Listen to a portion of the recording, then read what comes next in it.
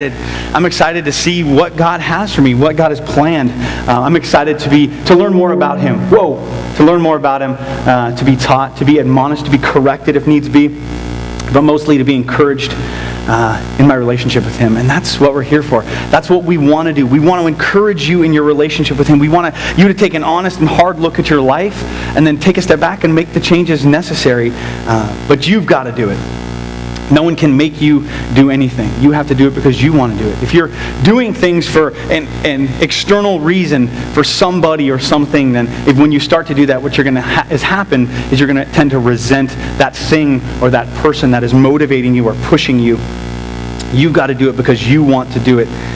We want you to be spiritually healthy. We want your relationship and your walk with God to be vibrant and colorful and exciting. We want to see God moving in and through your life and affecting the people around you in a positive way. And I know without a shadow of a doubt that we can get there. I know without a shadow of a doubt that we can get to this place. We just have to want to get there. We have to want to do it. This has to be a priority for how we live our life. And when it comes there, it begins to be a little bit easier to walk there. So with that being said, we're going to continue our Fitbit faith series this morning, and we're going to be talking about something I believe that all of us want, yet few of us find, and that's rest. And so we're going to be talking about rest. We're going to be talking about recharge and refreshment today.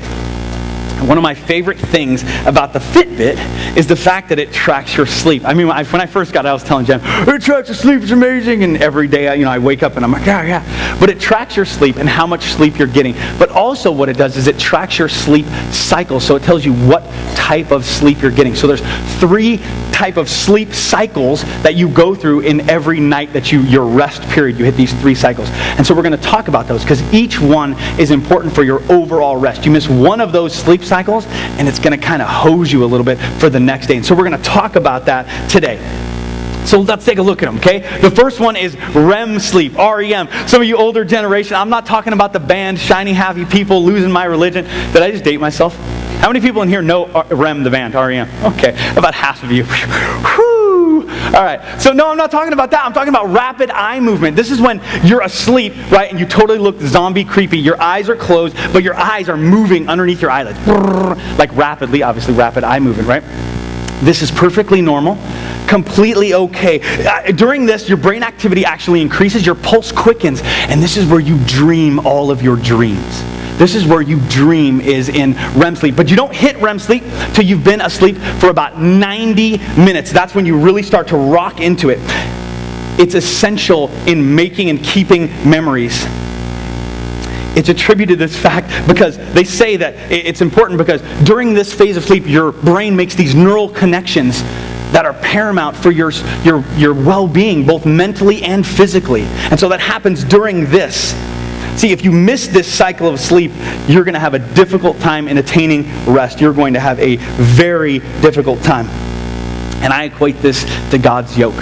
That's what I equate REM sleep to, is God's yoke. Because see, we walk around with our yoke, and it's heavy, and it's burdensome, it crushes us, and it feels like 1,000 pounds on our back. And we go through each day trying to do the right thing, but we get to a point when our strength and our determination is just going to fail. We don't have enough strength to continue to pull our own yoke. And this is where God is standing right next to us, and this is what He says in Matthew 8:11-28-30. He says, "Come to me, all who are labor and are heavy laden, and I will give you rest. Take my yoke upon you and learn from me, for I am gentle and lowly in heart, and you will find rest for your souls, for my yoke is easy and my burden is light." I know many of you in here are heavy laden. You desire rest. You have the weight of the world on your shoulders, and then you wonder why you feel stuck in cement. You wonder why you move. You don't go anywhere when you give effort to something. We sit and look at those who have a vibrant walk with God, and we go, how do they do it? Well, one of the ways they do is by taking God's yoke instead of their own. See, because your yoke will always be too heavy of a burden for you to carry. It will always crush you under the weight. Yet we wonder, we sit there week in and week out with our yoke, with our millstone around our neck, and then wonder why we're drowning. Wonder why we feel crushed under the weight of our failures and our stresses. You see, the weight didn't come from God. It came from us. I mean, crazy. Picture this picture with us being crushed by this weight and then us adding more and adding more and adding more. See, we're the ones that add the weight. And it's because we overlook the simple principle of taking God's yoke. Now, most people think God's yoke is some type of physical strain. That's not what it's talking about. It's talking about obedience. It's referring to the adherence of God's command and living according to his word. See, this was Jesus' yoke, and this is what he wants to give to you. He's like, take my yoke. But you have to be willing to grab it. See, you have to complete the other half and go, okay, God, I'm going to take your yoke. He's not just going to lay it on you and go, here you go. You have to be willing to reach out and to take it. When you're crushed, and I've been there, you can't lift your head up to even see anything. You're crushed and you can only see what's before you. You can't see possibilities. You can't dream. You can't do anything. But see, when you take God's yoke upon you, all of a sudden that weight lifts a little bit. And you start to be able to lift your head. And you start to be able to dream. And you start to be able to look at the possibilities that God has for you. See, when I was a Christian, I remember walking into this place and having Nick ask me about serving with the youth. And I remember thinking to myself, I have nothing to give. I have no wisdom to share. I cannot bring anything to the table. The only thing I could do was be obedient to what God had called me to do. Read, pray, spend time with him to do those things. And through my obedience, God started showing me possibilities. He began to let me dream about what he could use me and how he could use me in that ministry and other ministries. And you know what is amazing through this? Is through this I was motivated. Through this my faith grew, and through this I found rest. I was recharged. See, this is the crazy thing about being recharged, right? You don't recharge your Fitbit to put it on the shelf. You don't recharge your phone to leave it at home. You recharge something to use it, right? And so when we go out there and we say, okay, I'm going to get with God and I'm going to be recharged, why? Why are you being recharged? Are you being recharged just so you can feel better and then go and sit on the couch? No! It's here so that we can be recharged and we can go out and be used by him. Another cycle of sleep is light sleep, or what do they call it? Shallow sleep. And it's because you can wake up during this sleep a lot. Like external factors, temperature, noise, all kinds of stuff, vibration, whatever it is, might wake you up. The crazy thing about this sleep is that most people who are in this sleep, when you wake them up, they don't believe that they were asleep. How many of you ever been there? Have you been there? Only a couple of you liars. Okay, anyway. Let me just say this. This happens to me at least 5 times a week. I'm sitting there and I'm watching a show. I'm like, And all of a sudden Jen's like, hey, wake up. And I'm like, are you serious? I'm like, okay, you're obviously dreaming. Okay, it's nice. It's okay, sweetheart. Go back to sleep. Jeez. Wake up. I'm watching the TV. Like literally, I'm watching it. I remember conversations. I remember stuff that happened. And she's like, yeah, right, I tapped you and you were like this. I'm like, there's no way. You're a liar. You're a cheat. I call her all these mean names. No, I don't. But I'm like, you're a liar. There's no way. But then Mr. Fitbit has something to say. And what Mr. Fitbit says is that I'm awake, asleep, awake, asleep, awake, asleep, awake, asleep. And she's right. And I didn't realize it. I didn't realize that I was actually asleep. Thought I was awake. Thought I was awake the whole time. Light sleep is very important for our sleep cycles and our overall rest.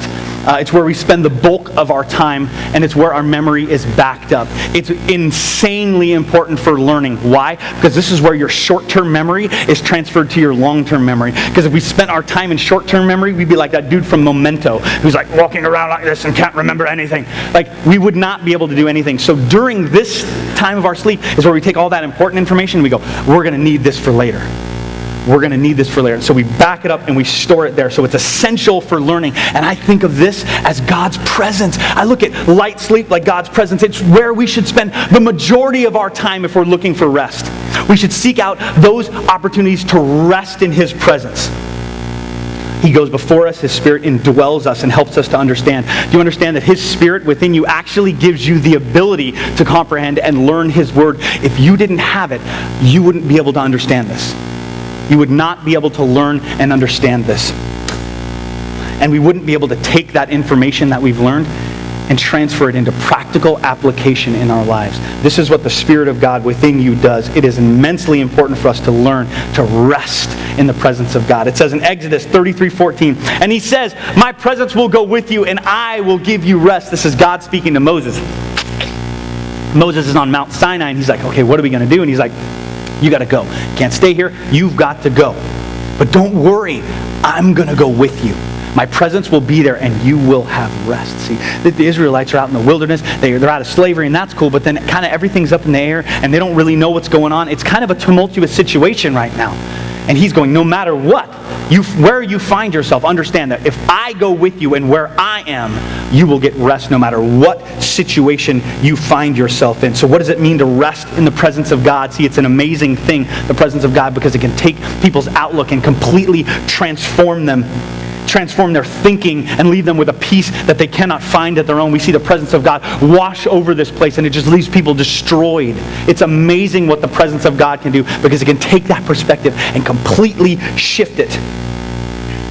Where do we get this peace and this rest? We get it in commune with God, by being with Him and spending time with Him. It says in Philippians 4:6-7, do not be anxious about anything, but in everything with prayer and supplication, with thanksgiving, let your requests be made known to God. And the peace of God, which surpasses all understanding, will guard your hearts and your minds in Christ Jesus. We have a lot to be anxious about nowadays, don't we?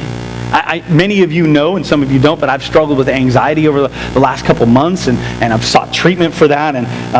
But man, I tried to rationalize it away, and it wouldn't go away. I'm not supposed to be nervous about this, Paul, see, because there's this and this and this, and it just won't go away. One thing I can tell you about it is it's draining. It takes your energy, your passion, and your motivation, and it just steals them away. You can only concentrate on your anxiety because there is no rest, and I found myself there. I know that many of you are anxious just like I was. You find yourself run ragged, looking for the rest, looking to try to rationalize your way out of the anxiety, and it just doesn't work. You need peace. Your mind needs Him, and it's a peace that can only be found in Him. I could take all the drugs and the things that I wanted, but when I found that I was resting in God, and when I found that I was making my relationship with Him even more of a priority than it was, I found rest that I would have never found anywhere else. It can only be found in Jesus Christ, and it passes all understanding. See, because when you bring these things to God, when you come to God and you say, God, I need help with this, and please do this, and God, I'm failing here and here and here, don't you understand that this should cause you more stress? This really should cause you actually more stress, because you're going, see, to the God of the universe, and you're telling Him, I need help in these areas, and I'm failing here, here, and here. Can you imagine if you brought that to a mere human? How much stress that would give you? There would be no rest. There would be anxiety and stress, it would be everywhere. It would just surround you. But when we talk about God, it passes all of our understanding, because see, where there should be stress, we find peace. Where there should be anxiety, we find rest. You want that rest in the presence of God, be comforted and refreshed by His Spirit. You get there by spending time with Him. I understand we're run ragged. And then you come in here on a Sunday morning and you hear Pastor Bill or myself talk about all these things that you need to be doing. And you ask yourself, where am I supposed to find the time for all of these things? How do I balance my life with the things that I need to get done and the thing that God is asking me to do? It's not like we don't deal with this at all. It's not like we're not right there with you having to deal with this as well. And we combat this by spending time in God's presence, by spending time with Him, talking to Him, thanking Him for what He's done. What happens is it changes our perspective. And when we change our perspective, we find strength, we find encouragement, and we find rest through changing our perspective. Your perspective is a huge thing for you, and your perception is a reality to you. And so go in and ask God to change it, to just take it and just adjust it a little bit, and you will find rest through that. The last cycle I want to talk to you about is deep sleep. This is a cool one. When I first got my Fitbit, I was tracking my sleep, and I'm like, whoa, okay, there's all these types of sleep. And then I looked at deep sleep, and it told me, Paul, you're spending about 45 minutes a night in deep sleep. And I'm like, oh my gosh, that is not enough. I need more deep sleep. The minute I figured that out in my mind, I felt drained. I was like, oh, I need more deep sleep, man. I need like at least 5 hours of deep sleep. I gotta get something, right? And then I read up on it. And here's the crazy thing about deep sleep. You actually don't need that much of it. You only need about 20% of your sleep cycle to be deep sleep. So 45 minutes for me to an hour, it's perfect. It's good. Those of you who do math, I sleep about 5 hours a night. Yeah. So it works for me to get 45 minutes a night. 45 minutes. It's cool. The minute I figured that out, it was like my body was refreshed with energy. Like, oh yeah, you're supposed to have energy. Here you go. We'll give you all that store we took away from you.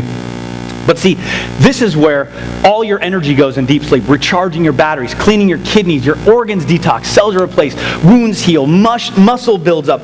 All this crazy stuff happens in deep sleep. If you don't get enough of it, you find that your immune system weakens, you have fatigue, apathy, you can even get in depression if you're not in this cycle enough.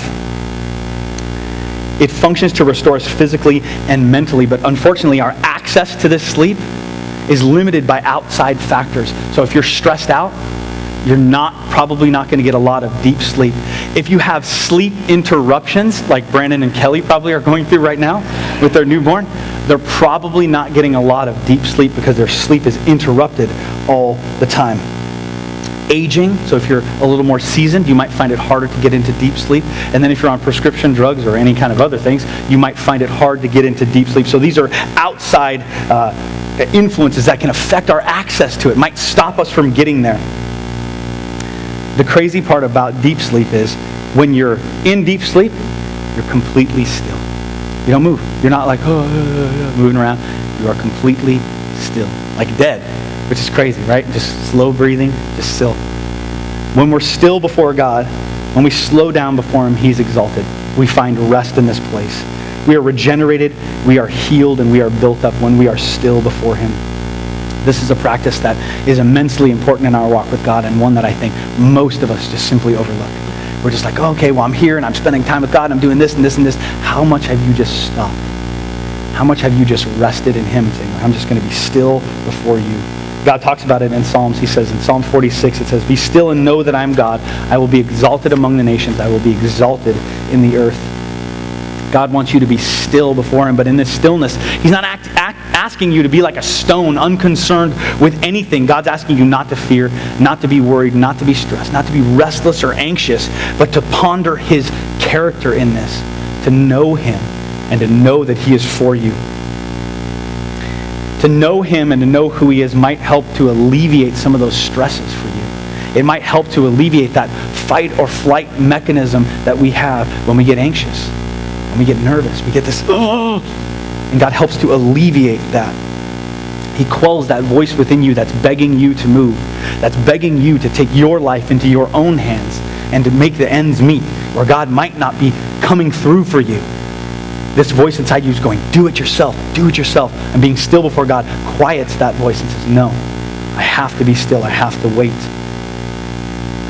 Being still is difficult. Being patient is not fun, but that's exactly where He wants us, in complete submission to Him. When we're patient, when we're sitting still before God, it requires those things. It requires dependence, trust, and patience in Him. Isaiah 40:28-31 says, have you not known? Have you not heard? The Lord is the everlasting God, the creator of the ends of the earth. He does not grow faint or weary. His understanding is unsearchable. He gives power to the faint, and to him who has no might, He increases strength. Even you shall faint and be weary, and young men shall fall exhausted. But those who wait for the Lord shall renew their strength. They shall mount up with wings like eagles. They shall run and not be weary. They shall walk and not be faint. I love this verse because it says those who wait on the Lord, God, that tells us that those who wait will renew their strength. They will run and not grow weary. They will walk and not be faint. This is where we need to be, because many of us find ourselves today weary, faint from trying to do more, to say more, to be more for Him. You feel tired, you feel worn out, and you're in need of some refreshment in your life. I get it. I see it all the time. And you. I see it as you walk through the door. I see people that are tired, that need rest. You're trying to do the best you can. You're just worn out. I see it. Waiting on the Lord is about hoping, holding on tight to that expectation and hope, and trusting and knowing that He's not just making you wait just to see how long you can take it. He's not a cruel kid that's going to see and make, let's see how long Kent can take it. Let's see how long he can wait. God doesn't do things like that. So understand His character and rest in that. Rest in His character. There are times when God will delay His answer. There are times when He doesn't come through for you. When He doesn't hop in there and help you out. You may think He's reluctant to do so. I know this verse might resonate with some of you this morning. Psalm 69:3, it says, I'm worn out calling for help. My throat is parched. My eyes fail looking for my God. This is not somebody who is still before God. This is somebody who is calling out, trying to figure out what's going on, trying to look for God instead of resting in who He is. See, this is what happens when we wait. See, waiting requires a couple of things. Number one, it requires trust. It's hard to wait on someone or something that you don't trust, right? Because if you end up putting yourself in that situation, what do? You end up making alternate plans if that person fails you or doesn't come through for you. So there's no real waiting. There's no real rest. See, because God is not going to come through for you in every situation in your life. There might be times when you're needing to learn something. There might be times when He is purposely quiet. If there's no trust, we find ourselves trying to make the ends meet on our own. Newsflash, that is going to fail almost every single time. Number two is dependence, and this is a key one. What in your life do you have 100% dependence on? Anything? We're taught from a young age, at least as a man, that dependence is weakness. That if we depend on something as a man, that allows us to be overtaken. So we shouldn't depend on anything. We should be independent, not dependent on any one thing. See, because this is not the case. Your dependence is Jesus is the best thing because it relies on trust before you can get there. You cannot depend on something that you do not trust. And so one leads to another. See, as you walk this path, you'll see that these things grow and build upon one another just the way that He wanted them to. He made them do it this way. We see that waiting on the Lord produces character in the life of the Christian, and through that we're renewed in the understanding of who He is. It helps us to understand who He is. When we're reminded of this, it takes us away from those external factors that seek to take us away from Him. Those external factors that we all have in our life that are trying to pull us away from Him. And then we think about what He's done, how much He loves us, and what He has for us, and it pulls us back to Him. See, I hope for you that it's a motivator and an encouragement to do this because it's available for you at all times, every single day. You just have to be willing to take advantage of it. You have to be willing to go, my rest is that important to me that I'm going to sit still. I'm going to do these things that might be a little bit uncomfortable at first. But for my overall walk with God, they are important in my cycle of rest that I make sure I'm hitting all of these things. And we want to encourage you in your walk with God. I don't want you to feel like you come in here every week and get smashed and smashed and smashed. I don't want you to do that. I don't want you to feel overwhelmed trying to balance your life with the things that God is asking you to do. See, I want that to be your life. I want the separation of those two to fade, and so that there's only one, and that God is in control of all of it. See, this is where we get into complete submission to Him. And I guarantee you that when you go into complete submission to Him, you're not going to find rest right away because you're going to be very uncomfortable in this situation. But understand that God planned it this way for a reason. That you get through that uncomfortableness and then find what it is you've been searching for all along. To find that rest that can only be found in Him. I know that you're tired. I know that you're worn out. But see here, once again, God has provided a way.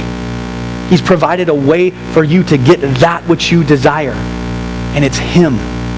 It's always been Him. It always will be. And it always has been, and it always will be. So you desire that rest. So go to the one who has been there all along and rest in Him.